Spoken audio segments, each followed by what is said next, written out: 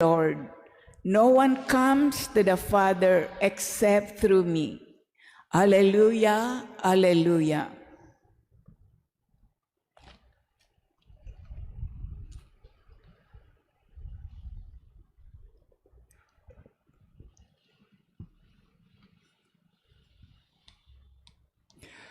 The Lord be with you. And with your spirit. A reading from the Holy Gospel according to Saint John. Glory to you, O Lord.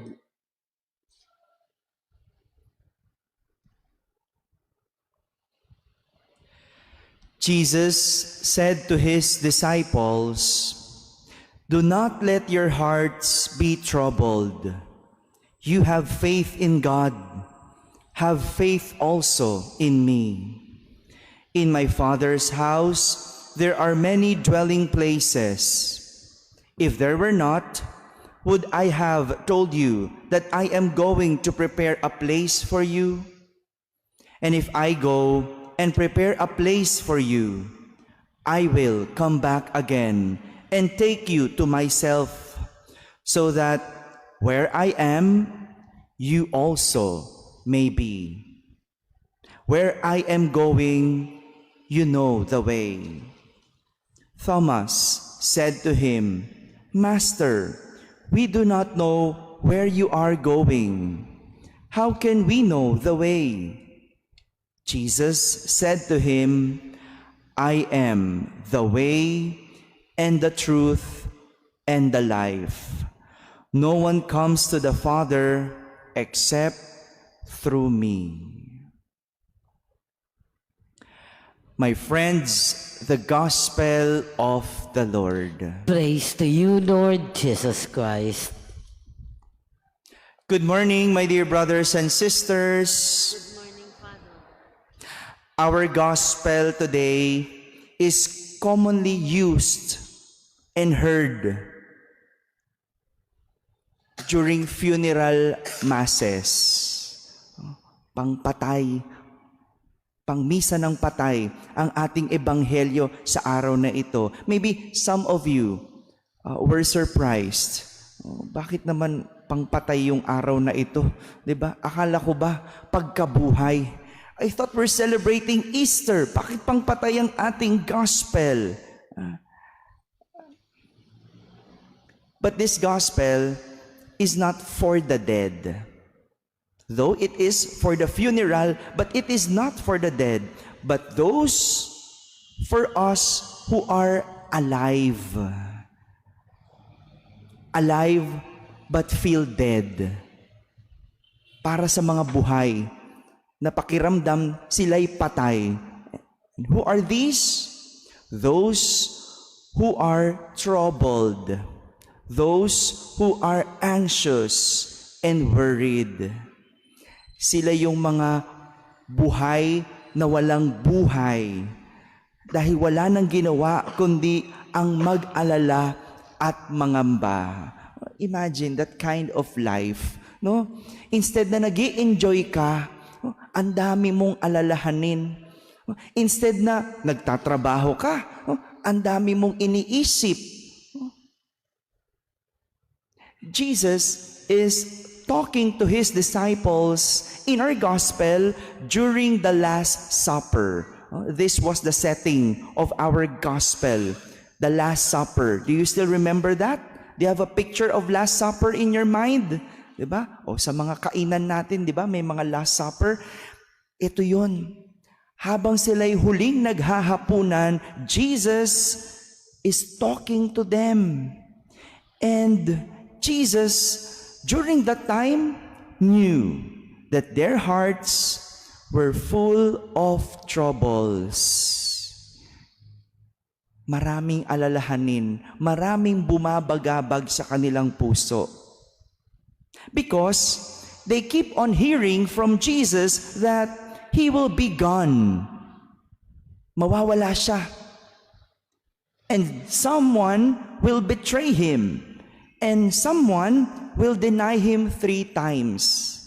Ito yung alalahanin nila. Mawawala daw siya. Mamamatay daw siya. So they were worried about themselves. O meron daw magkakanulo sa kanya. Sino kaya yon? No? That was their worry. O meron daw magde-deny sa kanya 3 times. Sino kaya yon? Siyempre, 12 sila. No? Nagtuturo, sino kaya sa atin?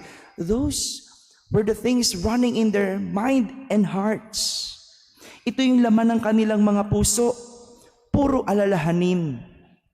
Hindi pa nangyayari, inaalala na nila. And that is why Jesus assured them, do not let your hearts be troubled. You have faith in God. Have faith also in me. Para bang pinapaalalahanan sila, di ba? May pananampalataya kayo sa Diyos. Kaya manampalataya din kayo sa akin. Why be troubled? Why worry? Why be anxious? You have faith in God. Have faith also in me. This is common for those who have faith in God. That though they have faith, they also have worries.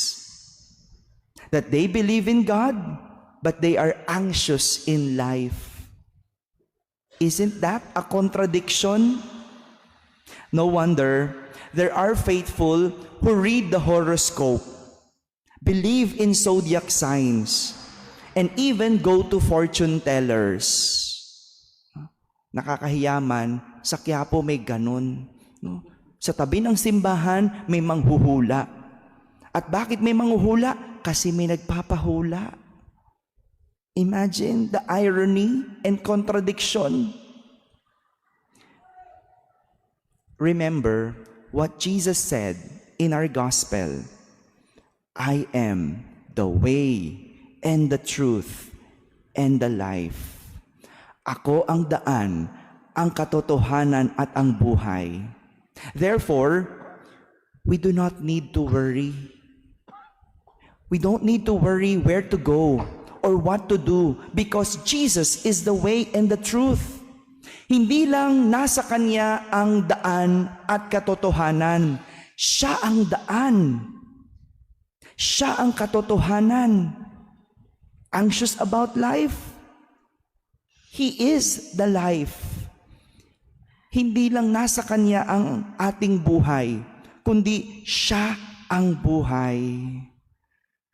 I know there are so many uncertainties in this world. Ano po bang inyong mga alalahanin? Makapasa sa exam? Makapasa sa medical? Makakuha ng US visa? Anong mga alalahanin natin? Pambayad ng kuryente? Pambayad ng matrikula? Why be troubled? Why worry? When you know for a fact that you cannot control the world. Look at this. If your hands can work on your worries, don't let your mind worry. Work. Yung US visa, hindi na natin yan control. Bahala na yung US Embassy dyan at bahala na ang Diyos kung gusto kang makarating sa US. Yung medical natin, kung pinanatili mong sarili mo na malusog, bahala na rin yung doktor tumingin. Bahala na ang Diyos. Don't worry. Yung pambayad ng kuryente, kaya magtrabaho. Pambayad ng matrikula, kaya yan, pagtrabahuan. Let not your mind worry or hearts be troubled. My dear brothers and sisters, if your hands cannot control things, do not let your mind control them either. Surrender it to God and put Him in control. Amen.